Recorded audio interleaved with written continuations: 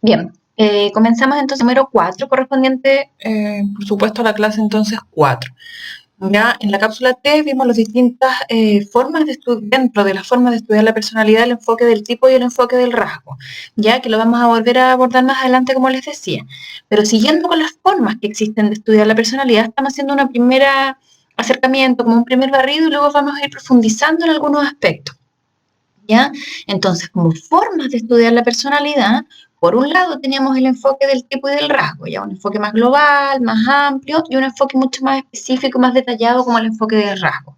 Pero por otro lado, también dentro del estudio de la personalidad o del estudio de los individuos, dentro de la perspectiva de la psicología de la personalidad, podemos, por un lado, enfocarnos en estudiar los individuos propiamente tal, ¿ya? A un nivel, como lo dice su nombre, más individual, más clínico, pero por otro lado, también dentro del estudio de la personalidad, puede que nuestro interés sea más bien comparar a la gente, hacer estudios más amplios donde yo pueda sacar conclusiones que ojalá se pudieran generalizar. ¿Ya? Entonces, ¿cuáles son los nombres de estas dos opciones? Primero, que quizá ustedes ya las conocen, estos dos aspectos, tenemos la perspectiva ideográfica, ¿ya? Que se basa en esta idea de que la persona es única, ¿cierto? Por lo tanto, se va a focalizar o a enfocar en las particularidades de un caso individual. Al enfoque o a la perspectiva ideográfica no le interesa comparar con otras personas, no estudiar grupos grandes de gente, sino todo lo contrario. Le interesan los casos individuales, estudiar a los individuos uno a la vez, ¿ya? No en grandes grupos, porque no le interesa realizar comparaciones, ¿ya? Con los demás. Le interesa el caso particular y único que tiene al frente. Describe más bien con palabras, lo que nos da inmediatamente la idea de que utiliza una metodología más bien cualitativa. ¿Ya? No le interesa medir numéricamente, ni hacer correlaciones, ni comparaciones entre grupos, ni usar estadísticas, sino que es una tendencia más bien cualitativa de analizar y de describir más con palabras que con números el comportamiento de una persona en particular y la personalidad, por supuesto. ¿Ya? Dentro de la perspectiva ideográfica tenemos los estudios de caso, ¿ya? Y los análisis psicobiográficos, ¿ya? Esos ambos son métodos ideográficos de estudiar la personalidad, ¿ya? Y que claramente se acerca más a la tendencia como más clínica, ¿ya? Por ejemplo, si uno estudió psicología y se especializó más en el aspecto clínico y todo eso, uno, por ejemplo, su tesis podría hacer un estudio de caso, ¿ya? En nuestro caso, en nuestra universidad no, porque no tenemos, digamos, la mención clínica específicamente, somos generalistas, pero hay otras universidades que sí la tienen y que, por ejemplo, la tesis de los alumnos que se han ido por la parte más clínica son estudios de caso y ellos eligen un solo caso, por ejemplo, de su práctica, de sus experiencias clínicas y abordan en profundidad ese caso, ¿ya? Esa es una perspectiva más bien ideográfica, ¿vale? Y por otro lado, tenemos la perspectiva que busca más la comparación de las personas y esa lleva por nombre la perspectiva nomotética, ya donde los rasgos o tipos de personalidad nos van a permitir comparar entre distintas personas. Ya, en general, este es el enfoque más usual en investigación de la personalidad. Ya, el ideográfico es más, digamos, para la psicología más aplicada en el día a día. Si a mí tengo una clínica y estudio pacientes en particular, me voy a enfocar en ellos de una forma ideográfica. Pero cuando yo quiero hacer investigación, ¿ya? En general se utiliza el método nomotético. ¿Ya? Se asume que los individuos poseen las mismas características o rasgos. Hay cierta cantidad de rasgos que definen a las personas, solo que cada persona los tiene en diferente grado y diferente estructuración. Y eso es lo que les interesa de alguna manera medir también. ¿Ya? Obviamente, esta perspectiva permite el método científico, establecer leyes generales, generalizar resultados de las mediciones y las investigaciones que se realizan. Aquí se pueden estudiar grupos de individuos, muestras grandes, a las cuales se les aplica, por ejemplo, test, inventario o pruebas de personalidad. Finalmente se pueden comparar los puntajes, sacar conclusiones, comparar entre distintos grupos. Ya lo que no permite la perspectiva ideográfica, o más bien no le interesa eso a la perspectiva ideográfica. Ya, pero son dos grandes formas de acercarse al estudio de la personalidad también. ¿Ok? Por otro lado, tenemos también los tradicionales métodos de investigación y de análisis de datos. Si yo ya me fui más, quiero hacer investigación, de analizar datos obtenidos, yo puedo hacerlo de manera experimental, ¿cierto? Donde se realizan, se evalúan relaciones de causa y efecto, se manipulan variables, se crean los grupos, ¿cierto? Que en general en la psicología se usa un poco menos, ¿ya? Porque requiere instalaciones, requiere controlar mucho los aspectos éticos, requiere una importante también inversión económica, ¿cierto?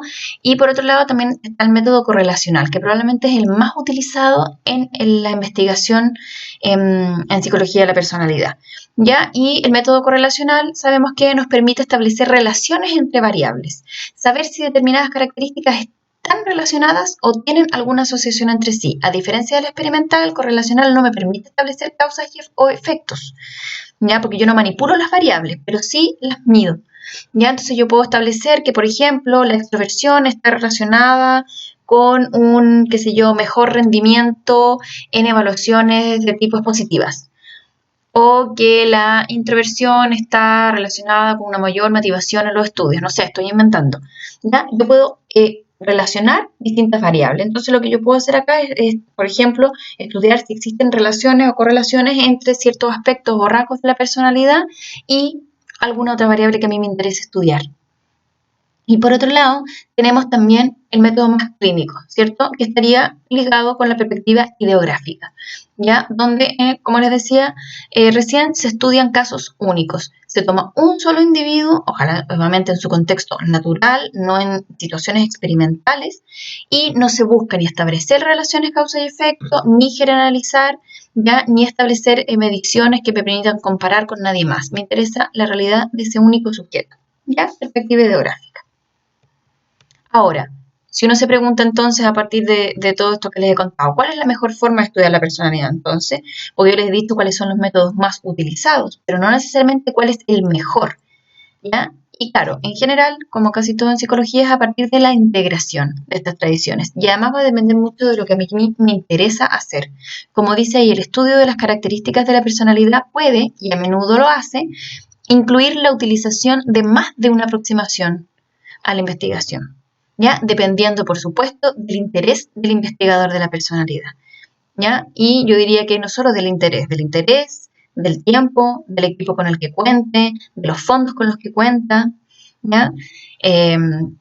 Porque no es tan sencillo hacer un estudio experimental, por ejemplo, un estudio longitudinal que dure años, que yo vaya evaluando cómo las personas se comportan en distintos escenarios, ¿ya? Es complejo. Entonces va a depender de muchos aspectos, pero en general lo ideal es mezclar, es utilizar más de una aproximación.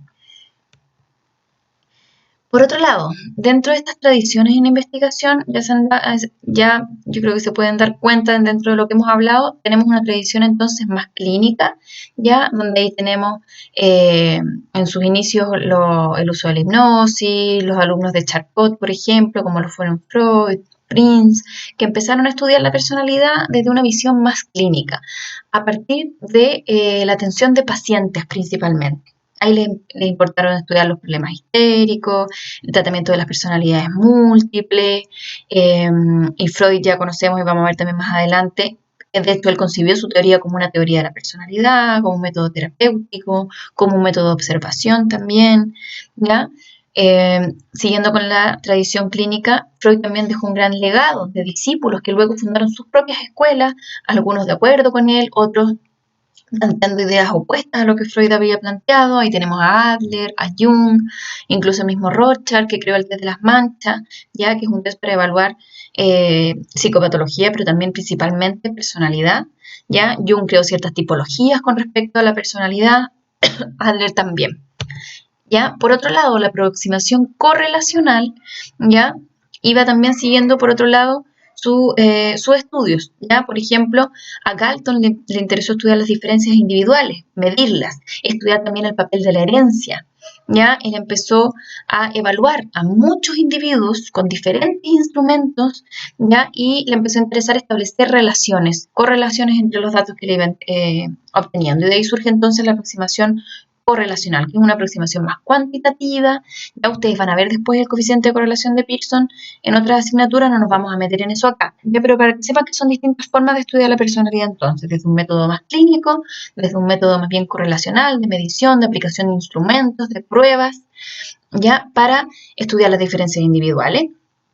Tenemos ahí también Spearman, que creó el análisis factorial, que más adelante vamos a ver que ha sido esencial para determinar las dimensiones o los factores o los principales rasgos de la personalidad. Cattell, que también publicó medidas de inteligencia y de personalidad. De hecho, el término test que usamos hoy en día viene desde Cattell, Binet, Heymans, entre otros. Ya esto lo voy a pasar un poquito más rápido.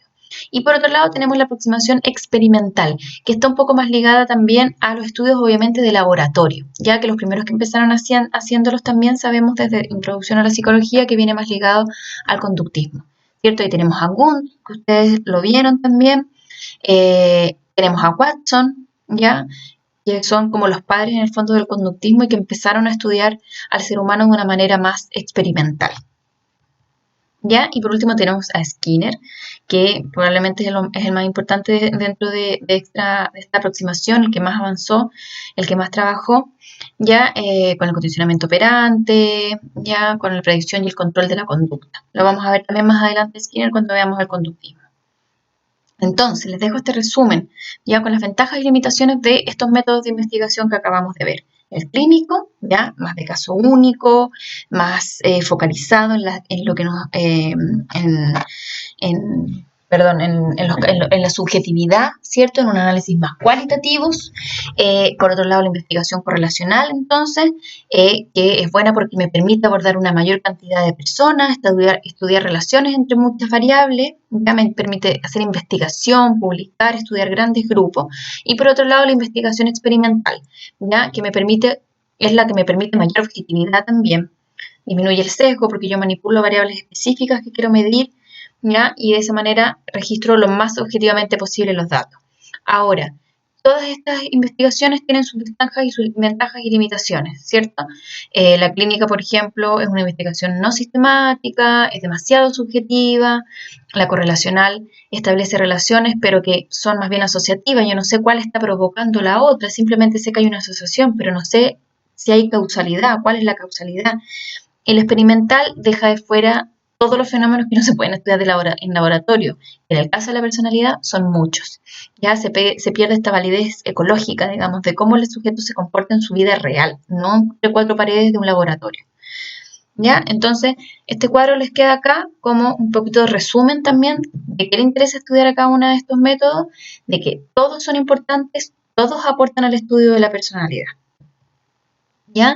Y por último, la evaluación de la personalidad puede ser a través de técnicas tanto proyectivas como psicométricas, ¿ya? Que son las que vamos a ver con más profundidad la próxima semana.